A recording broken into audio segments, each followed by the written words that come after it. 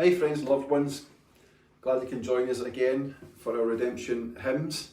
This one may or may not be familiar to you. It's one that's very special to us, one we've been singing for years down through the decades. It gets us going, this one, a little bit when we sing it corporately in the church, so hopefully some of you will know it, and if you don't, you'll learn it today. This is called I Know Whom I Have Believed.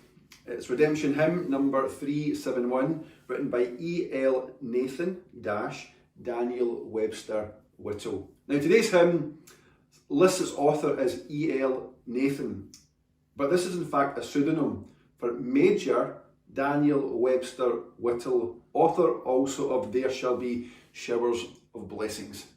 Daniel Whittle was born in 1840 in Massachusetts. When he was 21, he joined the army, and the following year he was called south during the American Civil War. In his own words, he tells of his departure. My dear mother was a devout Christian, and parted from me with many a tear, and followed me with many a prayer. She had placed the New Testament in a pocket of the haversack that she arranged for me. This little New Testament would play a vital part in his spiritual journey. The story goes on that Whittle rose to the rank of major, and while leading a charge was wounded, which led to the amputation of his arm and a stay in a prisoner of war camp. It was while he was there in this camp that he read through the New Testament in a matter of days and started to read through it again. Now one night the nurse woke him up and told him that one of his men was dying and had been begging for someone to pray for him. The nurse told Major Whittle that he, the nurse, was too wicked and could not pray.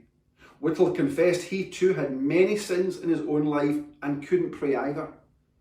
The nurse said that he thought Major Whittle was a Christian because he had observed him constantly reading the scripture and not swearing like the other men.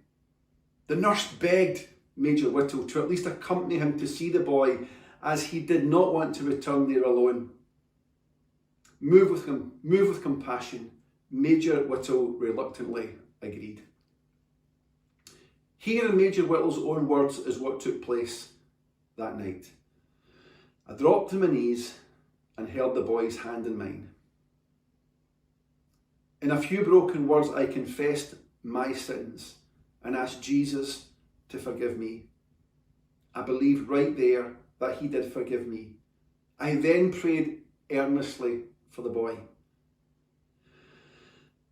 He became quiet and passed and pressed my hands, and I prayed and pleaded God's promises. When I arose from my knees, the lad was dead. A look of peace had come over his troubled face, and I cannot but believe that God, who used him to bring me to the Saviour, used me to lead to trust Christ's precious blood and find pardon for my own sins. I hope to meet this young lad in heaven. Whittle went on to become an evangelist.